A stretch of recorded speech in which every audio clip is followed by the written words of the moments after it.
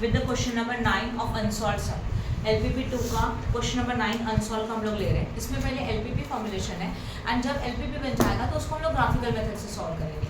कल हम लोगों ने जो सम किया था उसमें ऑलरेडी LPP फॉर्मुलेट करके इक्वेशन दिया था, बस उस इक्वेशन को हम लोगों ने सॉल्व किया था. राइट ना. चलो करें start. Question number 9. Vitamin 1 V1 and V2 are found in the two food. देखो जब इसमें पहले डेटा को एनालिसिस करो, कितने टाइप के विटामिन है? 2 टाइप के विटामिन है, बेटा V1 and as well as V2 in the two foods F1 and F2. और ये हम लोगों को कौन किस में मिलता है? 2 टाइप ऑफ फूड में मिलता है, F1 as well as F2. Okay, then 1 unit of F1 contain 10 unit of V1. अगर हम लोग सोचे तो F1 जो है फूड 1 है, उसमें हम लोगों के पास V1 10 यूनिट्स का है एंड V2 5 यूनिट्स का है and 1 unit of F2 contain 5 unit of V1 and 15 unit of V2. Minimum requirement of V1 and V2 are 200 and 300 unit respectively. Cost per unit for food 1 and food 2 is 5 and 6 respectively. Formulate LPP and solve by graphical method to obtain the optimal solution. इसको सबसे पहले LPP को formulate करो and उसको graphical method से solve करो जहाँ पे हम लोगों को उसका ऑप्टिमल सॉल्यूशन चाहिए. पहले क्वेश्चन में ऑब्जर्व करो, क्वेश्चन में कॉस्ट दिया है कि प्रॉफिट दिया है?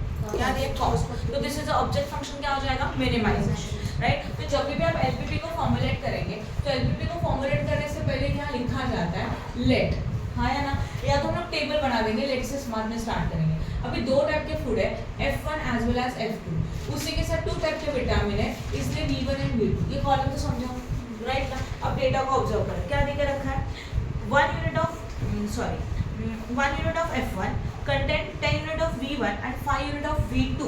10 unit of V1 and 5 unit of V2. देखो बराबर लिखा, समझा जो मैंने लिखा है वो?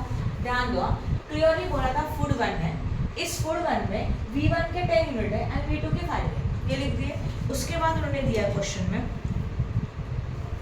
And food 2 content 5 unit of V1. Food 2 में V1 के कितने यूनिट है? 5 यूनिट है एंड V2 के कितने यूनिट है? 15 यूनिट है. चलो ये लिख दिया, सही है ना. उसके बाद उन्होंने ये बोला है minimum requirement of vitamin 1 vitamin 2. Vitamin का मिनिमम एक रिक्वायरमेंट दिया है, मतलब वो लिमिटेशन अवेलेबल है, कंस्ट्रेंट अवेलेबल है, बराबर ना. That is known as also availability.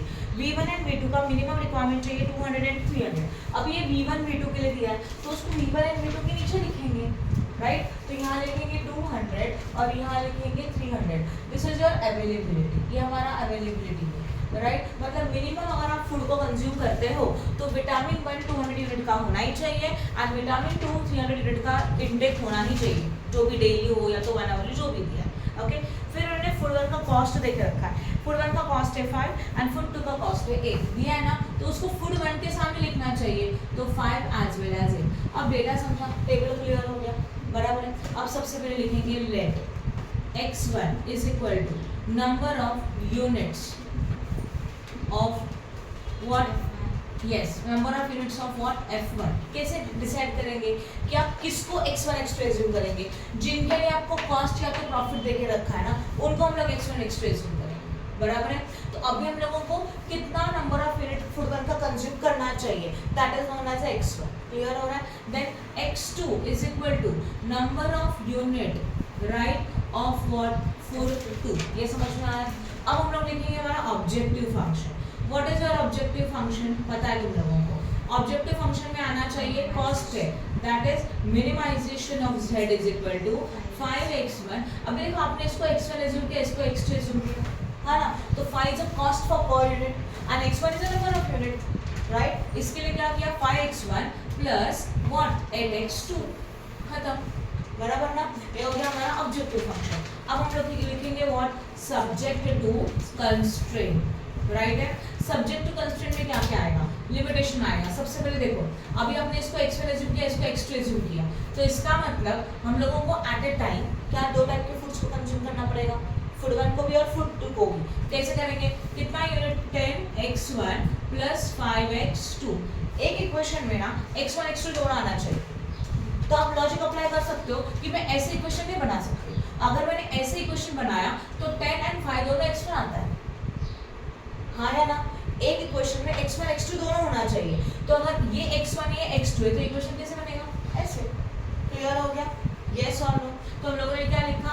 10x1 plus 5x2 और अवेलेबिलिटी कितने का है? 200 का. अब ध्यान दो, उन्होंने बोला हमारा this is a minimum daily requirement. ये क्या है? हमारा मिनिमम डेली रिक्वायरमेंट है. मतलब हम लोग को इतना चाहिए, मिनिमम ये है तो ये मैक्सिमम हो सकता है, तो साइन कौन सा आएगा, ग्रेटर देन इक्वल टू। सही है। सेम इसके लिए 5x1 plus 15x2 again is greater than equal to और 300, क्योंकि मिनिमम डेली रिक्वायरमेंट बोला है, राइट है। इतने मतलब B2 के विटामिन का मिनिमम डेली रिक्वायरमेंट 300 होना चाहिए, तो अगर ये मिनिमम है तो this combination will be the maximum, otherwise equal to, right. Clear हो गया, हो गया। और नॉन नेगेटिविटी कंस्ट्रेंट हमेशा लिखते ही है, x2, x1 should be greater than equal to what, 0। हो गया, एलपीपी फॉर्मुलेट हो गई, बराबर है। अभी एलपीपी होएगा इसको हम लोग, अभी देखो ये पूरा क्वेश्चन हम लोगों को दिया था कल, याद आ रहा है आपको, यहाँ से लेके यहाँ तक क्वेश्चन दिया था, राइट है। अभी इसी को लेके हम लोग ग्राफिकल मेथड शुरू करेंगे। अभी लेंगे पहला इक्वेशन, राइट। तो कहाँ से शुरू करेंगे, तो यहाँ से फर्स्ट वाला 10x1 plus 5x2 is greater than equal to और 200। ये इन इक्वेशन है, इसको मैंने कन्वर्ट किया किसमें, इक्वेशंस में, is equal to 200। Now x1 is equal to 0, समझ रहा है, हाँ या ना। x1 अगर 0 है, x1 अगर 0 है तो 10 into 0 plus 5 into x2 is equal to what, 200, right.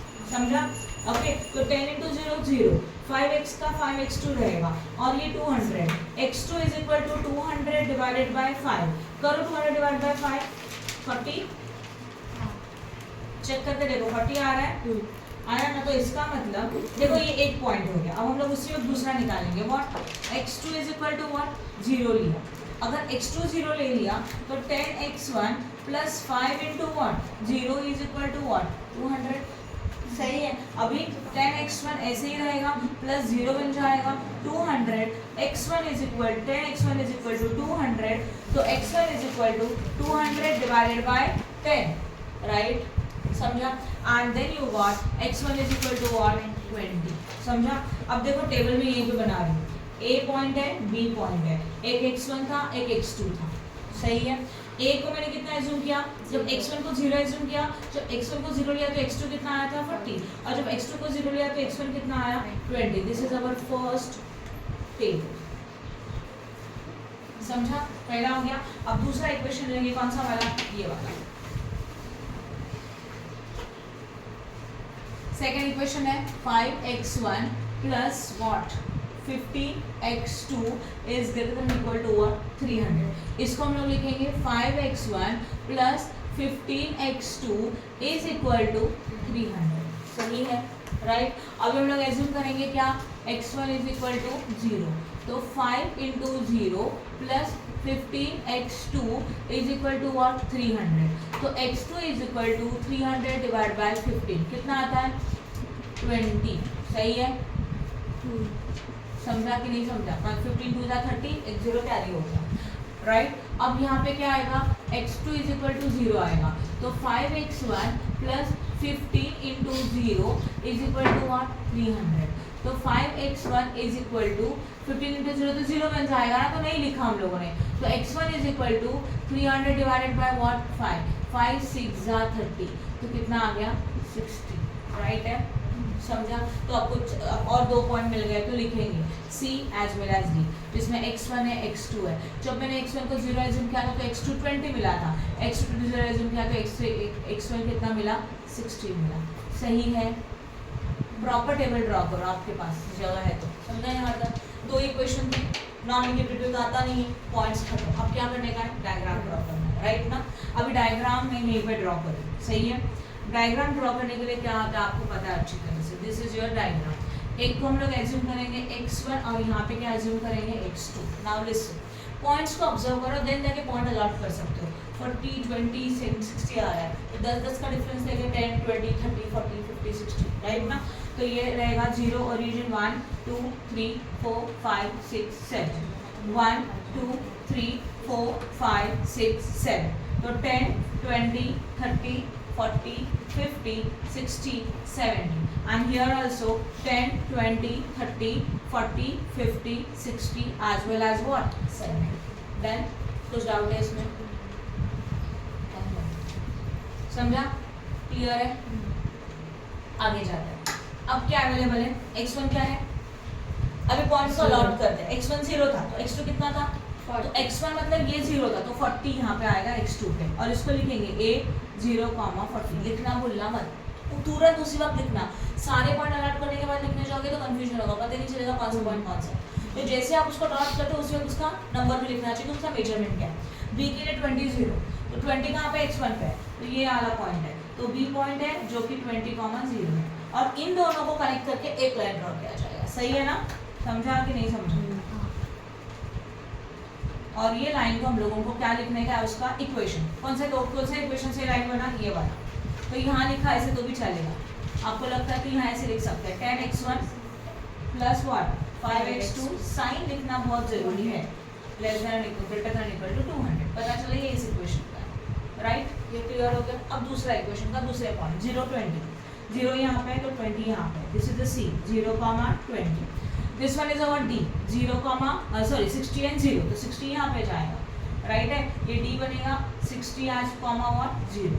अब इनको कनेक्ट करेंगे तो दूसरे दो लाइन बनेंगे, राइट, दूसरा एक लाइन, राइट। ओके, इसका इक्वेशन बोलो, क्या इक्वेशन है इसका,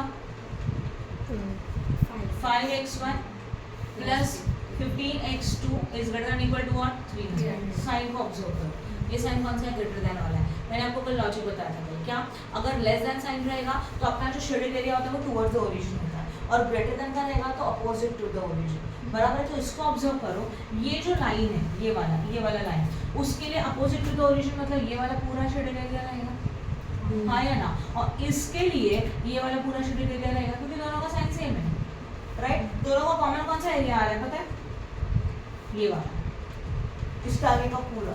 इसको बोलते हैं अनबाउंडेड सॉल्यूशन। अनबाउंडेड मतलब कल देखो हम लोगों ने सॉल्व करते एक बाउंडेड एरिया, बराबर ना, चारों साइड से पूरा बंद था तो वो बाउंडेड हो गया। यहाँ पे इस साइड से बंद है क्या, नहीं है, इसको बोलते हैं अनबाउंडेड, चलेगा। तो हमारा फीजिबल रीजन कौन सा हो गया, this is your feasible reason, हाँ या ना,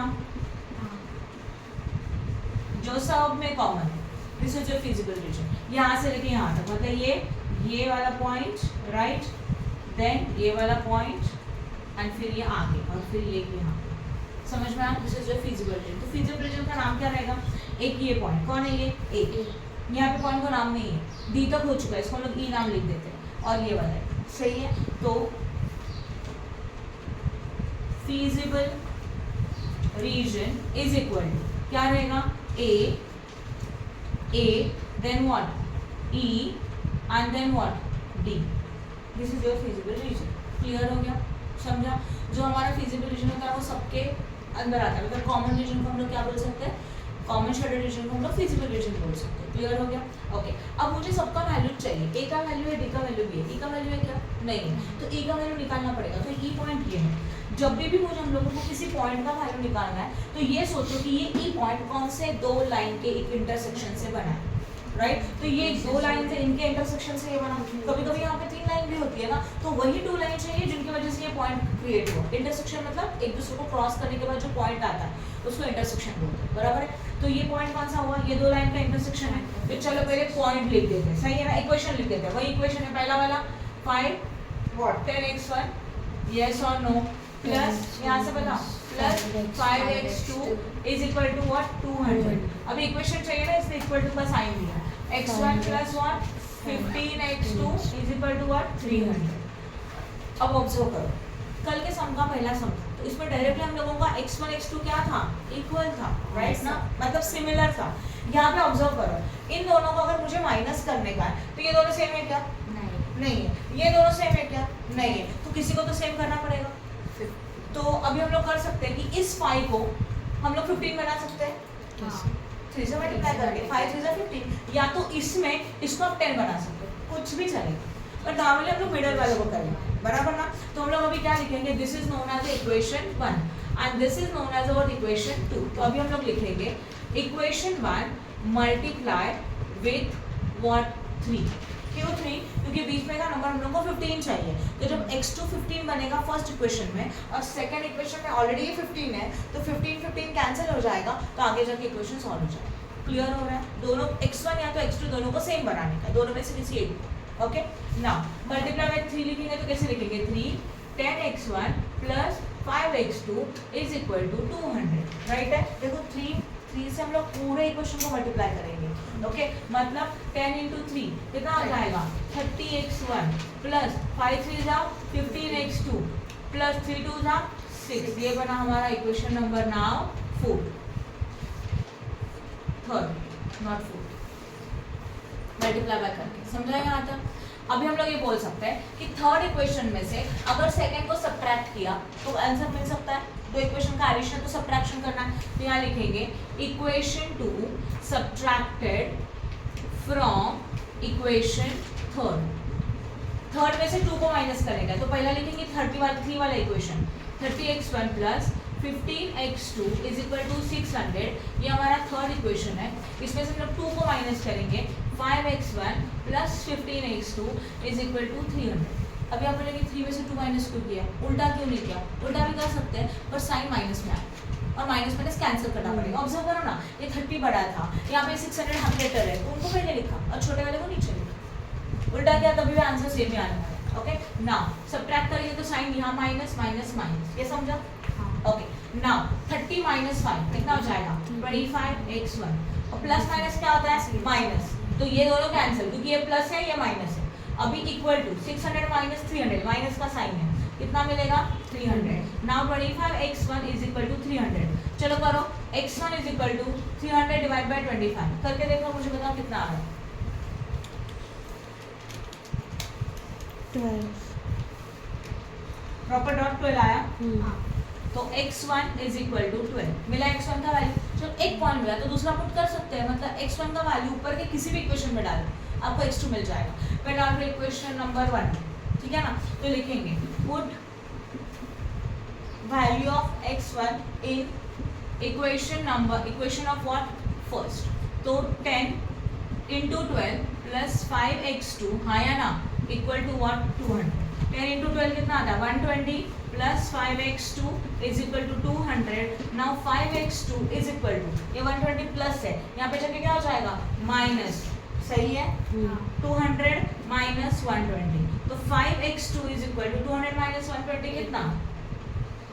80 ना, राइट? तो 5x2 इज इक्वल टू 80, तो x2 is equal to 80 upon 5 करो, 16, x2 is equal to what? मिला पॉइंट e का वैल्यू, तो e का वैल्यू हम लोगों को मिला x1 का 12 और इसका कितना? 16। थोड़ा ऑब्जर्व करो, थोड़ा आगे पीछे कहीं ना कहीं रहेगा, परफेक्ट नहीं आ रहा है क्योंकि डिस्टेंस हमारा राइट नहीं है, इसके लिए वही ग्राफ पेपर का हमको प्लॉट मिलता था, बराबर है? आंसर कैलकुलेशंस राइट किया हम लोगों ने, समझा कि नहीं समझा? बराबर है, 2 वैल्यूज हो गया। अभी आपको लास्ट वाला टेबल याद है? कैसे बनाते हैं बताओ फटाफट, उसकी हेडिंग बता। पहले क्या लिखते हैं? वर्टेक्स, कोऑर्डिनेट्स, मैंने शॉर्ट में लिखा, अभी मेरे पास जगह नहीं है इसलिए, और आपको यहाँ पे लिखना है हमारा minimization of z is equal to what? 5x1 plus 8x2। 8x2, vertex में हमारे पास a, e and d, right? ये फिजिबल रीजन वाले एरिया के corners, that is the vertex. a का वैल्यू कितना था? देखो यहाँ पे मिलेगा, a का वैल्यू कितना था? 0, व्हाट? 40। e का वैल्यू कितना था? अभी हम लोगों ने कैलकुलेट किया, 12, 16, ये देखो। एंड इसका d का वैल्यू कितना है? यहाँ पे देखो 60 एंड व्हाट? 0। चलो करें, सॉल्व करें। नाउ 5 इंटू 0 प्लस 8 इंटू 40 करो, कितना आता है? 5 इंटू 0 तो 0, 34, 320 आएगा। चेक करके देखो प्लीज, राइट है? उसके बाद 5 इंटू 12 प्लस 8 इंटू व्हाट? 60 करो जरा, 5 इंटू 12 कितना आता है? 60 प्लस 16 इंटू 8, 16 इंटू 8 करो पहले,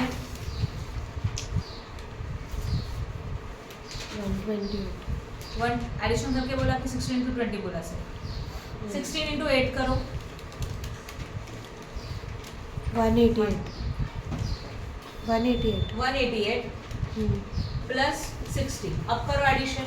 नहीं 60 किया था ऐड, अच्छा ऐड करके बोला आपने, ठीक है, 188 लिखा, हो गया। फिर अभी यहाँ पे क्या करेंगे? 5 into 60 plus 8 into what? 0, 8 into 0 0 मतलब 30, कितना आया? 300। यस और नो? अरे 5 इंटू 12 प्लस 8 इंटू 6, 5 इंटू 12 कितना आता है? 60, बराबर ना? और उसमें ऐड करेगा 16 इंटू 8 करके देखो एक बार, 16 इंटू 8 मुझे बताओ कितना आता है? 398 प्लस 60, सही आया? अभी अब समझ में आया? ओके, अब this is a which function? Minimization of z है ना, तो अगर मिनिमाइजेशन है तो इनमें से मिनिमाइज कौन है?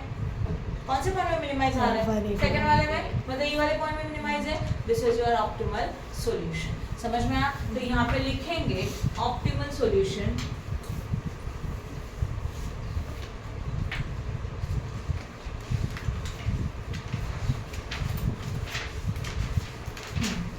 क्या लिखेंगे? ऑप्टिमल सॉल्यूशन, जिसमें हम लोगों को क्या चाहिए? ऑप्टिमल कॉस्ट चाहिए, हाँ या ना? क्योंकि ये कॉस्ट था, तो कॉस्ट कहाँ पे है? कम से कम मिनिमम में वाले के लिए. और ये कौन से पॉइंट में है? Minimum at x1 is equal to 12 comma x2 is equal to 60. समझा कि नहीं समझा? मतलब देखो हम लोगों ने एज्यूम किया था number of unit and number of unit of full 1 and full 2. तो हम लोग ये सोच रहे थे कि हमारा कॉस्ट सबसे मिनिमम होना चाहिए, तो कितने नंबर ऑफ यूनिट हो गए तो कॉस्ट मिनिमम होगा, तो वो नंबर ऑफ यूनिट हम लोगों ने निकाले. बराबर है? तो इतने नंबर ऑफ यूनिट हो गए तो हमारा कॉस्ट क्या हो जाएगा? मिनिमाइज हो जाएगा. तो x1 के मतलब फुड 1 के हम लोग को 12 यूनिट का कंजम्पशन करना चाहिए, फुड 2 के कितने यूनिट का कंजम्पशन करना चाहिए? 60. डन? क्लियर है? हो गया सॉल्यूशन का. पॉज करो. Solve the following linear programming problem. Maximization of z at 8x1 plus 5x2 and subject to constraint 5x1. देखो maximization of z आपको ऑब्जेक्टिव फंक्शन ऑलरेडी देके रखा है, हाँ या ना? राइट. उसके बाद सब्जेक्ट टू कंस्ट्रेंट में हमारे पास क्या अवेलेबल है? 5x1 plus 3x2 is greater than and equal to 30. दूसरा इक्वेशन है 2x1 plus 5x2 is greater than equal to 20 and x1 plus x2 is less than and equal to 8. देखो तीन equations है, तो तीन इक्वेशंस है तो लाइन में कितने बनेंगे? तीन. राइट है? मिला? तीन इक्वेशंस है तो लाइन में कितने बनेंगे? तीन. राइट. फर्स्ट लाइन का जो एरिया है, अब समझो देखो फर्स्ट लाइन इस तरह से हम लोग ने ड्रॉ किया. मैं एग्जांपल बता दूं, जैसे कि फर्स्ट लाइन ये ड्रॉ किया तो उसका साइन कौन सा है? ग्रेटर देन है. चेक करो. तो ग्रेटर देन के लिए शेडेड एरिया कौन सा रहेगा? अपोजिट टू द ओरिजिन, हाँ या ना? ठीक है. सेकंड वाला लाइन भी समझो, अभी पता नहीं कैसे ड्रॉ होगा, बट वो भी ड्रॉ होगा तो उसके लिए भी क्या रहेगा? Opposite to the origin. वो जो थर्ड लाइन है वो देखो लेस देन है, राइट ना? तो उसके लिए जो भी थर्ड लाइन है उसके लिए शेडेड एरिया क्या हो जाएगा? Towards the origin. Right. Shraddha, confusion है क्या कुछ? बोलो. पक्का? क्लियर ना? ये समझ में आया ना? देखो यहाँ ध्यान दो, ये अपना लाइन होता है, कोई भी लाइन. अगर ये वाला साइन है मतलब ग्रेटर देन है. ओरिजिन कहाँ होता है? ये अपना ओरिजिन होता है, और उसके ऊपर आपने समझो ये लाइन ड्रॉ की. एग्जाम्पल लिया हमने. अगर ये साइन है तो opposite to the origin is shaded area, right. But वही समझो ये दूसरा लाइन है और उसका साइन ना इस तरह से देके रखा है लेस देन, तो उसके लिए क्या रहेगा? Towards the origin is shaded area, origin के साइड में. मैं तो अगर ये होता तो ऐसे ओरिजिन के साइड. क्लियर हो रहा है? इसमें कुछ है नहीं, एलपीपी ऑलरेडी फॉर्मुलेट है, आप ये कर सकते हैं. तीन इक्वेशंस हैं, तीन लाइन बनेंगे. तीन लाइन के कितने पॉइंट्स बनेंगे? 6. हर एक इक्वेशन से कितने पॉइंट मिलते हैं? 2. याद है ना? A B C D E F. And फिर आपको सॉल्व कर लेना है. ट्राई करोगे, ऑब्वियसली नहीं आएगा तो मैं सॉल्व करके दिखाऊंगी, बट पूरा सॉल्व करो. डाउट आता है तो पेंसिल से करो. अब कौन सा दिया था? क्वेश्चन नंबर 9 है ना? ABC limited manufacture 2 product P and Q. 2 product है P and Q. Profit per unit of P and Q is 40 and 80. देखो ऑब्जर्व करो, आपको एलपीपी फॉर्मुलेट करना पड़ेगा, हाँ या ना? क्वेश्चन में आपको प्रॉफिट देके रखा है, सही है? तो पहले तो तुमने क्या बोला था? 2 प्रोडक्ट है, P as well as Q. तो मैंने प्रोडक्ट को यहाँ लिखा, P as well as what? Q. सही है? P as well as Q 2 product है. Profit per unit for the P and Q is 40 and 80. इसमें का प्रॉफिट हमारे पास अवेलेबल है, तो लिखा profit 40 as well as what? 80, जो पी एंड क्यू का है. तो पी के नीचे लिखा, क्यू के नीचे लिखा. 1 unit of P requires 2 machine hours and 1 unit of Q requires 3 machine hours. मतलब क्या? अगर 1 यूनिट ऑफ पी है उसको मशीन में काम करने के लिए कितने आवर्स लगते हैं? 2. और क्यू के लिए कितने आवर्स लगते हैं? 3. तो यहाँ पे एक पॉइंट आया मशीन आवर्स, हाँ या ना? मशीन आवर्स में क्या मशीन आवर्स देके रखा है? 2 एज वेल एज 3. तो पी के लिए 2 आवर्स बोला है एंड क्यू के लिए कितना आवर्स दिया उन्होंने? 3. वो लिख दिया. Then and availability of the machine hour is 48. और मशीन आवर का अवेलेबिलिटी कितने का? ये मशीन आवर है और वो कितने आवर्स काम कर सकते हैं? Only 48 hours. ये बन गया हमारा अवेलेबिलिटी, सही है ना? ये क्या बन गया? अवेलेबिलिटी बन गया, राइट है? ओके. उसके बाद maximum market demand for P is 15 minute and Q is 10 minute. ये यहाँ नहीं मिल सकता, ठीक है? ये मैक्सिमम डायरेक्ट उन्होंने देके रखा है, राइट ना? अवेलेबिलिटी दिया और डायरेक्टली लिमिटेशन देके रखा है, तो वो नीचे बनेगा, ये टेबल में नहीं बन सकता. चलो करें.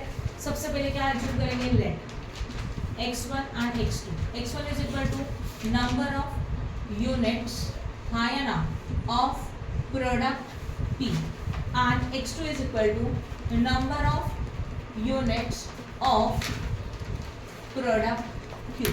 आर से ना नहीं, आपको प्रॉफिट किसका दिया है?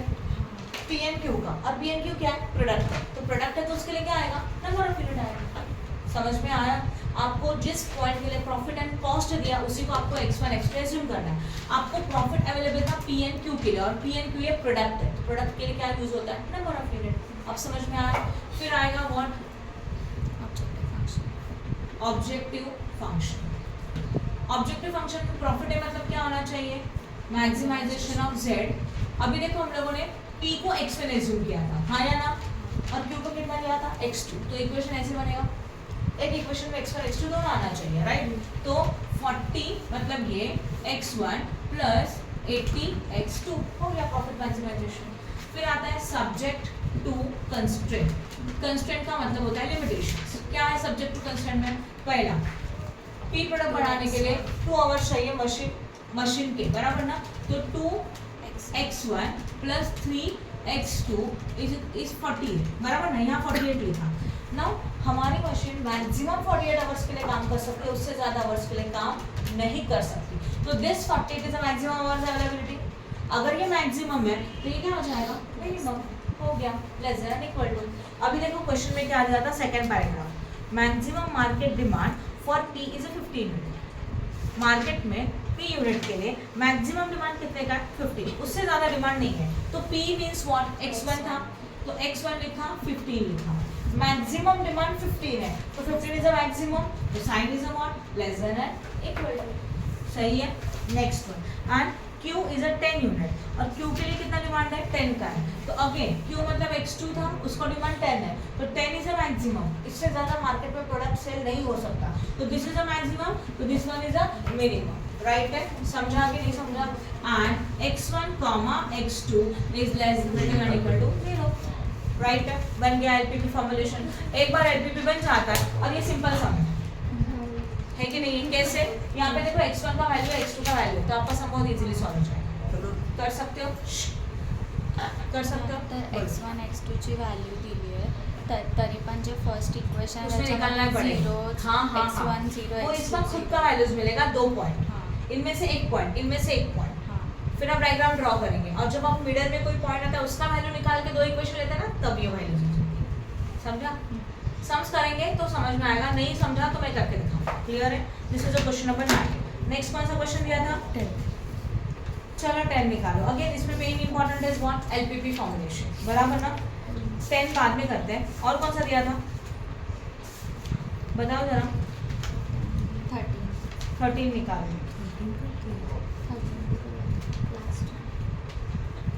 ठीक है, 13 निकालो। ABC limited manufacture table and chairs. क्या हम लोग मैन्युफैक्चर कर रहे हैं? बोलो।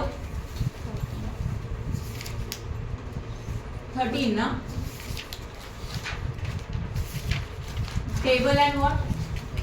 13 चा पिक नाही घेतला। अच्छा ठीक है, चलो फिर 10 भी कर देते हैं, कोई बात नहीं। चेयर एंड टेबल्स वाला ना है क्या? This is a question number 10। इनका बाद में फोटो भेज देना ग्रुप में आज के डेट में। तो हम लोग प्रोडक्शन कर रहे हैं tables as well as what? Chairs का प्रोडक्शन कर रहे हैं, right? They have just acquired a new workshop and can operate 48 hours a week. हम लोग पूरे टाइम कितने टाइम के लिए काम करेंगे? ओनली 48 आवर्स के लिए काम करेंगे, सही है? Then a production of table will require 2 hours and chair will require 3 hours for production time. मतलब टेबल बनाने के लिए कितना आवर्स चाहिए? क्या कर रहे हो तुम दोनों? टेबल बनाने के लिए कितने आवर्स चाहिए? 2 आवर्स चाहिए, हाँ या ना? और चेयर बनाने के लिए कितने आवर्स चाहिए? चेक करो। यस, 3 आवर्स मिला ना? सही है। हाँ, ABC Limited manufacture table and chairs and they have just acquired a new workshop that can operate at 48 hours a week. मतलब हम लोग कितने आवर्स के लिए काम कर रहे हैं? 48 आवर्स के लिए काम कर रहे हैं। ये समझा? Now, a production of table will require 2 hours and chair will require 3 hours. तो टेबल का प्रोडक्शन करने के लिए 2 आवर्स चाहिए, और चेयर का प्रोडक्शन करने के लिए कितने आवर्स चाहिए? 3 आवर्स चाहिए। तो देखो मैंने लिखा machine number 2 hours as well as 3 hours, okay? और टोटल 48 वीक्स के लिए आवर्स के लिए काम हो रहा है, तो यहाँ पे भी कितना लिखा? 48। और this is your availability. Right है। उसके बाद next one, each table will contribute 40 profit and chair contribute 80 का प्रॉफिट। तो आपको प्रॉफिट देके रखा है, हाँ या ना? टेबल का 40, चेयर का कितना? 8. After that, marketing department has determined that maximum 15 tables and 10 chairs can be sold every week. Every week में कितना सोल्ड हो सकता है? टेबल कितने सोल्ड हो सकते हैं? Only 50, right? और चेयर 10, बट वो टेबल में नहीं बनाएंगे। अब क्या लिखेंगे? Let x1 is equal to number of tables, हाँ या ना? Table of production, right? And x2 is equal to number of chairs production, right? अब क्या आएगा? Maximization of what? z is equal to 40x1 plus 80x2. इसमें किसी को कोई डाउट है? वो प्रॉफिट है, प्रॉफिट है तो मैक्सिमाइजेशन है। फिर आएगा subject to what? Constraint. Subject to constraint में क्या आता है पता? पहला वाला ये देखो, 2x1 प्लस 3x2 एंड ये 48, दिस इज द मैक्सिमम, तो this will be the minimum. फिर उन्होंने बोला कि टेबल मतलब x1 था, उसका मैक्सिमम कितना यूनिट मार्केट में डिमांड है? 15, तो ये मैक्सिमम है तो ये मिनिमम है। और चेयर मतलब x2 था, उसका डिमांड कितने का है? 10, और ये मिनिमम है तो ये मैक्सिमम है, सही है। लास्ट में non negativity, x1 x2 should be greater than equal to what? 0, खत्म। अब ऑब्जर्व करो, ये क्वेश्चन सेम है, बस सिचुएशन अलग बना के दिया। देखो दोनों इक्वेशन सेम बन गए, कुछ भी फर्क नहीं है, राइट? आप कंफ्यूज हो?